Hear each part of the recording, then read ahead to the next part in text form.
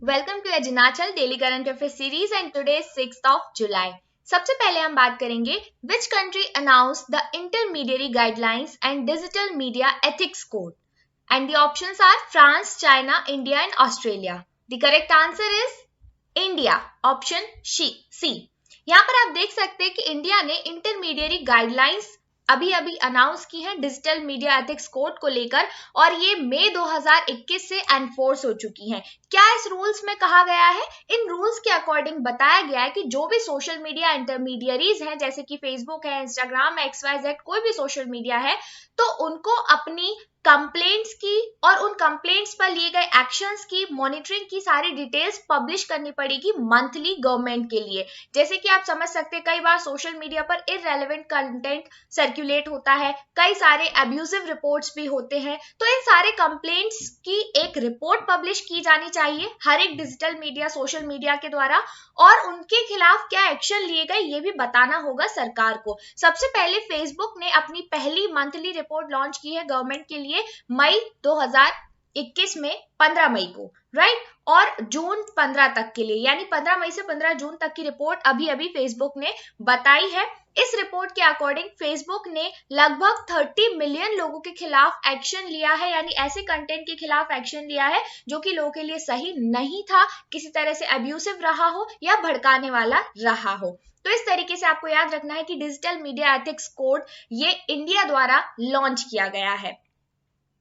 आगे बात करेंगे, the central government imposed stock limits on wholesalers, retailers, millers and importers of which commodity to control price rise. देखिए, अगर government stock limit पर एक limit ना लगाए या स्टॉक लिमिट ना लगाए तो क्या होता है, बहुत सारे जो होलसेलर्स होते हैं या रिटेलर्स होते हैं वो स्टॉक करना चालू कर देते हैं और इतना ज्यादा स्टॉक कर लेते हैं कि मार्केट में सप्लाई कम हो जाती है, और सप्लाई कम होने की वजह से यहाँ पर जैसे ही सप्लाई कम हुई तो महंगाई बढ़ जाती है। तो इन्फ्लेशन ना बढ़े उसके लिए स्टॉक पर भी लिमिट लगानी जरूरी है। तो सेंट्रल गवर्नमेंट ने अभी पल्सेस के स्टॉक पर लिमिट लगाई है ताकि उनकी कीमतों में बहुत ज्यादा बढ़त ना हो। आप देख सकते हैं पिछले 1-2 महीने में दाल जो कि 100 रुपए किलो थी वो सीधे सीधे 200 तक पहुंच गई है।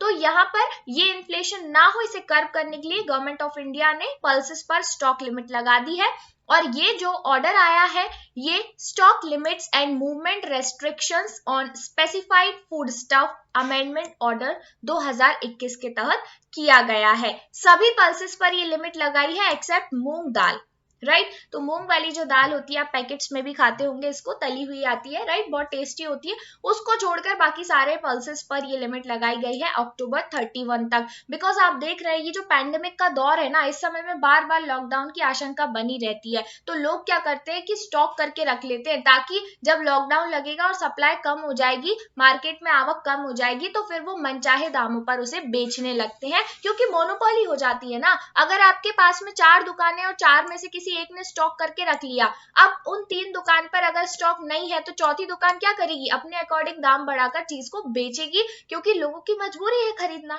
राइट। तो ऐसे में इन्फ्लेशन काफी ज्यादा बढ़ जाता है। Third question, freight smart cities which were making in news recently will be set up by which union ministry? तो freight smart cities को अभी डेवलप किया जा रहा है, किस मिनिस्ट्री के अंतर्गत ये काम होगा?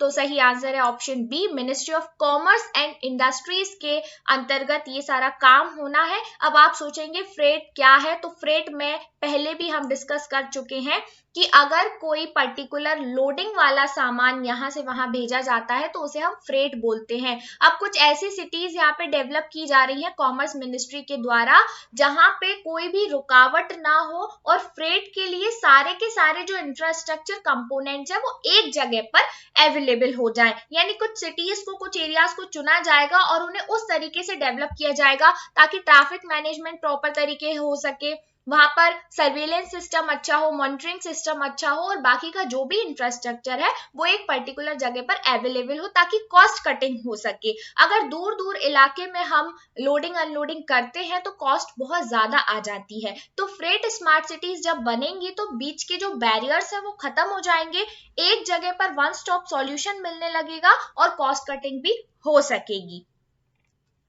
Next question, in which state India's first central drug laboratory was established? The options are Karnataka, Uttar Pradesh, Himachal and Maharashtra.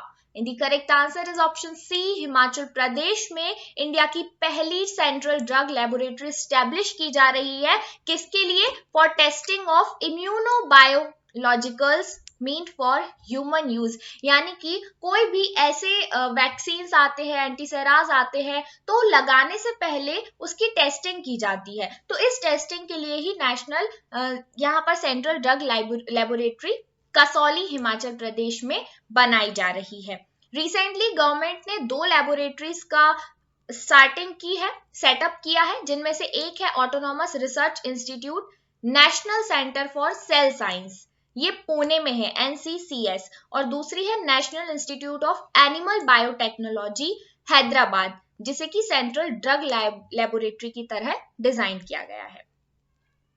Next question है, Panchmuli lake which was making news recently is located in which state?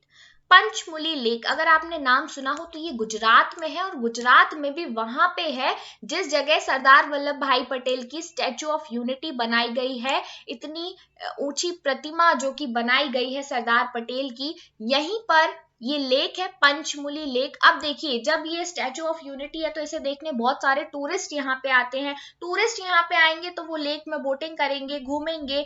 अब यहाँ पे challenge हो जाता है कि इस lake में बहुत सारे क्रोकोडाइल्स होते हैं. ये आप देख सकते हैं, इस तरह से किनारे पर आपको नजर आ जाएंगे. इन क्रोकोडाइल्स की वजह से टूरिस्ट की जान को खतरा हो सकता है, क्या पता कब कौन सा क्रोकोडाइल अटैक कर दे, राइट?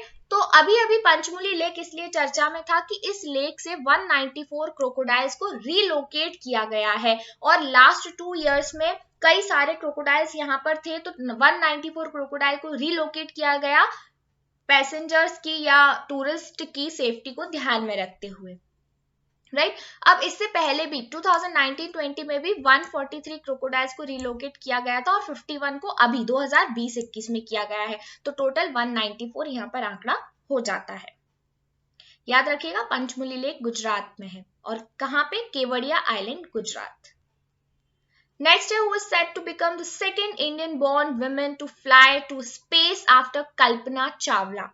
कल्पना चावला के बाद सेकेंड इंडियन बॉर्न वुमन जो कि स्पेस में जाने वाली है वो है शिरिषा बांदला. इनका नाम आपको याद रखना है. सेकेंड वुमेन है आफ्टर कल्पना चावला जो कि स्पेस में जाएंगी. ये एक इंडियन अमेरिकन एस्ट्रोनॉट है and will be one of the 6 crew members aboard Richard Branson's Virgin Galactic Flight VSS Unity. Next अभी हम आगे पढ़ेंगे भी कि रिचर्ड ब्रांसन की एक फ्लाइट है जिसका नाम है VSS Unity. ये स्पेस पर जाने वाली है. 11 जुलाई 2021 को न्यू मैक्सिको से ये उड़ान भरेगी. तो इसमें 6 क्रू मेंबर्स होने वाले हैं टोटल, जिनमें से एक होंगी Sirisha Bandla, right? Next question, COVID-19 third wave is likely to hit India in which month as per SBI report? तो SBI report के अकॉर्डिंग अगस्त में इंडिया में COVID-19 की थर्ड वेव देखी जा सकती है. हम सभी को सतर्क रहना, सजग रहना बहुत जरूरी है, क्योंकि अगर हम लोग ही सतर्क नहीं रहेंगे या कोविड-19 रूल्स का पालन नहीं करेंगे तो फिर कंडीशन वही होगी जो कि सेकेंड वेव में हुई थी. बिकॉज हम लोग इतनी आसानी से ये मान लेते हैं कि अब कोविड खत्म हो गया, अब कोई प्रॉब्लम नहीं, मास्क नहीं लगाते हैं, सैनिटाइजेशन नहीं करते हैं प्रॉपर, जिसकी वजह से आगे आने वाला खतरा और बढ़ जाता है. हम उसे फ्यूल दे देते हैं, आग में घी डालने का काम करते हैं, राइट? तो ऐसा हमें नहीं करना है, सतर्क रहना है. आगे बढ़ते हैं. Which is Richard Branson? When is Richard Branson's Virgin Galactic Space Flight VSS Unity expected to take off?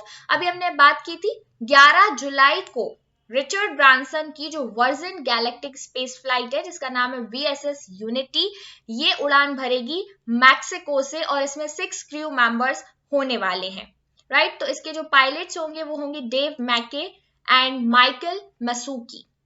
Okay फिर इसमें जो चीफ एस्ट्रोनॉट्स होने वाले हैं वो है बेथ मॉसेस और लीड ऑपरेशन के लिए इंजीनियर होंगे कॉलिन बेनेट. तो इस तरीके से स्पेस में 6 क्रू मेंबर्स जाएंगे और ये 11 जुलाई को न्यू मैक्सिको से उड़ान भरेगी. Question number 9. Army Chief MM Narawane is scheduled to inaugurate a war memorial for Indian soldiers in which nation? So the correct answer is Italy. Chief of army staff है general MM Naravane. ये 4 दिन की visit के लिए गए United kingdom और Italy में 5 जुलाई से जुलाई 8 तक, और इन्होंने इटली के फेमस टाउन जो कि कसीनो है उसमें इंडियन आर्मी मेमोरियल को इनॉग्रेट किया। तो यहाँ पर आपको याद रखना है कि इंडियन आर्मी चीफ ने अभी अभी कहाँ पर इंडियन आर्मी मेमोरियल को इनॉग्रेट किया है, तो कसीनो इटली में किया है। और इटली के इटालियन जो आर्मी काउंटर है IED centre of excellence at Cecchignola Rome, वहां पर भी ये गए थे। नेक्स्ट क्वेश्चन है which among the following companies has received the license to manufacture Sputnik 5 in India. तो अभी अभी स्पुतनिक 5 के मैन्युफैक्चर के लिए लाइसेंस मिला है पैनिशी बायोटेक को। पैनिशी बायोटेक यहाँ पर इंडिया में स्पुतनिक 5 की मैन्युफैक्चरिंग करेगी। ये लाइसेंस दिया गया है drugs controller general of India यानी DCGI के द्वारा कोविड-19 की वैक्सीन स्पुतनिक 5 बनाने के लिए। कहां पर होगा ये? तो ये होगा हिमाचल प्रदेश में। हिमाचल प्रदेश का एक छोटा सा टाउन है बड्डी, वहां पर ये मैन्युफैक्चरिंग की जाएगी। अब आपको बता दें कि स्पुतनिक 5 ये बेसिकली कहाँ की मैन्युफैक्चर है, कहाँ की वैक्सीन है, तो ये रशिया की है। तो रशिया के ही इन्वेस्टमेंट से यहाँ पर भी उसे मैन्युफैक्चर किया जा रहा है। नेक्स्ट क्वेश्चन है the sale storage and use of drones has been banned in which among the following Indian cities, and the correct answer is option D Srinagar. Srinagar में पूरी तरह से सेल और स्टोरेज जो है या यूज जो है ड्रोन्स का वो बैन कर दिया गया है। यहाँ पर आप देख सकते हैं इमेज में, ये ड्रोन होता है। ड्रोन में आप कैमरास का यूज कर सकते हैं मॉनिटरिंग और मैपिंग के लिए। तो जम्मू कश्मीर का जो एडमिनिस्ट्रेशन है उसने 4 जुलाई को बैन कर दिया ड्रोन का यूज पूरी तरीके से। कोई भी तरह का ट्रांसपोर्टेशन इससे नहीं हो पाएगा श्रीनगर में। Next question, which among the following nation evacuated around 1,80,000 people on July 4th as tropical storm nears the island nation? तो यहाँ पर सही आंसर है क्यूबा। क्यूबा की लोकेशन आप देख सकते हैं, ये हमारा नॉर्थ अमेरिका है और यहाँ पर है क्यूबा। क्यूबा को पहले सुगर बाउल ऑफ वर्ल्ड भी कहते थे, लेकिन अब ब्राजील में शुगर केन का प्रोडक्शन सबसे ज्यादा होता है, तो ब्राजील में फर्स्ट नंबर पे आ गया है शुगर केन प्रोडक्शन में। बट हम जब छोटे थे और जीके की बुक में पढ़ते थे Cuba is called the sugar bowl of world. तो ये वही क्यूबा है गाइस, ये नॉर्थ अमेरिका के पास में एक आइलैंड नेशन है। यहाँ पर एक ट्रॉपिकल स्टॉर्म आया जिसका नाम था एल्सा। क्या नाम था? एल्सा। एल्सा की वजह से काफी ज्यादा फ्लडिंग यहाँ पर हुई और कैरिबियन आइलैंड्स तक कई सारे लोगों को अपना नुकसान सहना पड़ा, जान से भी और प्रॉपर्टी से भी। तो यहाँ पर आप देख सकते हैं इसकी वजह से 1,80,000 पीपल को डिसलोकेट किया गया है, यहाँ से शिफ्ट किया गया है क्यूबा आइलैंड से। So remember the location and the name of the storm, that is Elsa. ये पूरा स्टॉर्म का आप वे देख सकते हैं किस तरह से क्यूबा से स्टार्ट हुआ और western side, eastern side America की तरफ ये जा रहा है। Next question, who has become the leading run scorer in all formats in women's cricket? Option है मिताली राज, वेदा कृष्णमूर्ति, हरमनप्रीत कौर या फिर Smriti Mandhana. And the correct answer is option A Mithali Raj. ये इंडिया की ओडीआई स्किपर है मिताली राज। इन्होंने जुलाई 3, 2021 को लीडिंग रन स्कोरर का खिताब अपने नाम किया है हर एक फॉर्मेट में इंटरनेशनल विमेंस क्रिकेट लीग में, राइट। तो मिताली राज का संबंध किससे है ये भी आपसे पूछा जा सकता है, तो क्रिकेट से संबंधित है ये और बहुत ही अच्छी विमेन क्रिकेटर है ये। इन्होंने the Indian skipper beat former England cricketer Charlotte Edwards, इन्होंने इनको हरा दिया जो कि इंग्लैंड की क्रिकेटर है और अपना रिकॉर्ड इस माइलस्टोन तक पहुंचाया। Edwards had scored 10,273 runs across all 3 formats और मिताली राज ने इस स्कोर को भी पार कर लिया है और ये उनसे आगे बढ़ गई हैं। So this is all for today. Thank you so much friends, बने रहिए हमारे साथ, कल फिर हाजिर होंगे नई खबरों को लेकर।